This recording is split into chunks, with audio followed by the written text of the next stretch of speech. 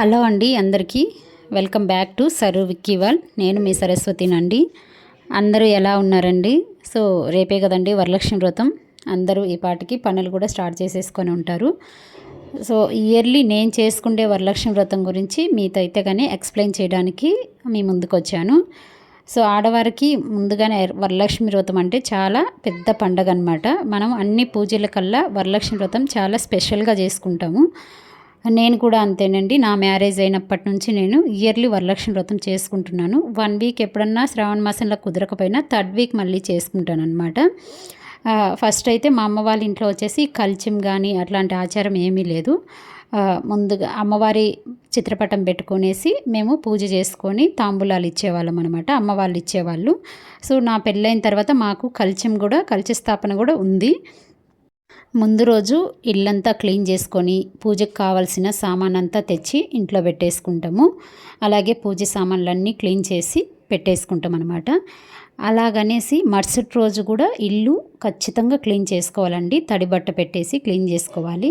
Because ముందు అంటాం కదా పాచికసు అనేసి, అలా ఉండకూడదు. ముందు రోజు ఒక అరగంట ముందు లేచేసి మళ్ళీ తడిబట్ట పెట్టుకునేసి గుమ్మాలన్నీ క్లీన్ చేసుకొని స్నానం చేసి గుమ్మాలు పూజించేసుకొని మళ్ళీ తర్వాత కలశ స్థాపన ఉండేవాళ్ళు కలశానికి సంబంధించిన వస్తువులన్నీ అక్కడ పెట్టుకొని కలశం చెంబు, టెంకాయి, కొబ్బరికాయ, అలాగే రవిక అన్నీ అక్కడ పెట్టుకోవాలండి. అలాగే మీకు 9 రకాల ప్రసాదాలు కానీ లేకపోతే 5 రకాల ప్రసాదాలు, 3 రకాల ప్రసాదాలు మీ స్తోమత కొద్దీ మీరు చేసి పక్కన పెట్టేసుకొని మళ్ళీ తర్వాత పూజకు కావాల్సిన ప్రసాదాలన్నీ రెడీ చేసి పెట్టుకోవాలండి. ముందు రోజు నైట్ మనము పూజ కోసం తెచ్చుకున్న పండ్లు కానీ పువ్వులు కానీ అన్నీ రెడీ చేసి పెట్టుకొని పువ్వులు మాలలన్నీ కట్టేసుకొని ఫ్రిడ్జ్లో పెట్టుకొని రెడీగా పెట్టుకోవాలన్నమాట. నేనైతే అలానే చేస్తాను అండి. మార్నింగ్ లేస్తూనే ఇల్లంతా మాప్ పెట్టేసి మళ్ళీ ఇల్లు క్లీన్ చేసి పెట్టుకొని స్నానం చేసి గడప పూజించుకొని ముగ్గు పెట్టేసుకుంటాను. తర్వాత వచ్చేసి ప్రసాదాలు చేసుకుంటాను. ప్రసాదాలు చేసుకున్న తర్వాత ఇంకొచ్చేసి పూజ దగ్గరికి వస్తానన్నమాట. పూజకు కావాల్సిన పీఠం ఏర్పాటు చేసుకొని పీఠం కింద పసుపు అంతా రుద్దేసి బియ్యం పోసుకొని కుంకుమ బొట్లు అన్నీ పీఠానికి పెట్టేసుకొని పసుపు రాసి కుంకుమ బొట్టు పెట్టేసుకొని బియ్యం పోసి రూపం పెట్టుకునే వాళ్ళకి ఆనవాయి తింటూ రూపం పెట్టుకోవచ్చు. లేదంటే కానీ లక్ష్మీదేవి చిత్రపటాన్ని కానీ లలిత అమ్మవారి చిత్రపటాన్ని కానీ పెట్టుకొనేసి మనం పూజ చేసుకోవచ్చండి. కలశం ఉండేవాళ్ళు కలశము, చెంబులో వాటర్ పోసుకొని పసుపు, కుంకుమ, అక్షంతలు, అలాగే వచ్చేసి కాయిన్ వేసేవాళ్ళు కాయిన్ కూడా వేస్తారంటే, లేదంటే పసుపు, కుంకుమ, పువ్వు అయితే కంపల్సరీ వేసుకోవాలి. నేనైతే కొన్ని అక్షంతలు, ఒక రూపాయి కాయిన్ కానీ అలా వేసేసి నేను కలశ స్థాపన చేసుకుంటాను. చెంబుకు మొత్తం వచ్చేసి పసుపు రాసుకొని బొట్లు పెట్టుకొని కుంకుమ బొట్లు పెట్టుకొని తమలపాకు ఒక పువ్వు అయితే చెంబుకి కలశం చెంబుకి దారంతో పసుపు దారంతో కట్టేస్తానమాట. మళ్ళీ తమలపాకులు పెట్టేసి కొబ్బరికాయను కూడా బాగా అలంకరించుకునేసి పసుపు కుంకుమతో అలంకరించుకొని పువ్వులు పెట్టేసుకొని రవిక పెట్టేసుకొని తర్వాత పువ్వులు పెట్టేసుకొని కలశ స్థాపన అలా చేసుకుంటానండి.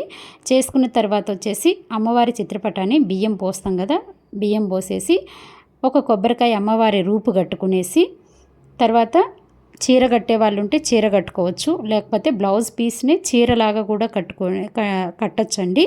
నేనైతే కానీ చీర కట్టేదాన్ని. ఒక 2 years నుంచి చీర కట్టలేక కొన్ని వర్క్స్ వల్ల వచ్చేసి నేను బ్లౌజ్ పీస్ని చీరలాగా కట్టేసి అమ్మవారి రూపుకి గాజులు వేసి పువ్వులు వేసి దండ అన్నీ వేసేసి నేను అలా అయితే చేసుకుంటానండి. మన స్తోమత కొద్దీ మనం చేసుకోవచ్చు. ఒక 5 మందిని కానీ ముగ్గురిని కానీ ఎంతమందినైనా ముగ్గురిని మెయిన్ అనమాట ముత్తైదులను పిలిచేసి పసుపు కుంకుమ తాంబూలం ఇవ్వాలి. లేదంటే కానీ ఒక 5 మందిని కానీ మీ స్తోమత కొద్దీ మీరు చేసుకుంటే సరిపోతుంది. ఎవరో ఏదో చేస్తారనేసి హడావిడిగా చేయనవసరం లేదండి. మనకు ఉన్నంత స్తోమతలో మనం చేసుకుంటే అమ్మవారు కూడా సంతోషిస్తారు. ఎవరో హడావిడిగా చేశారు, వాళ్ళు అవి ఇచ్చారు ఇవి ఇచ్చారు అనేసి ఏమొద్దు. తాంబూలంలో అయినా కానీ మీకున్నంత స్తోమతలోనే పసుపు కుంకుమ ఇవ్వండి, వాళ్ళు పెట్టుకుంటారు. పసుపు రాసుకొని బొట్టు పెట్టుకుంటారు. తమలపాకు ఒక్క పువ్వు మెయిన్ ఇవ్వండి. తర్వాత ఇంకా లేదంటే ఇంకా ఎక్కువ ఇవ్వాలనుకుంటే పండ్లు కూడా పెట్టేసి ఇవ్వండి. మీరు చేసుకున్న ప్రసాదాల్లో శనగలు అయితే ఖచ్చితంగా ఇవ్వండి.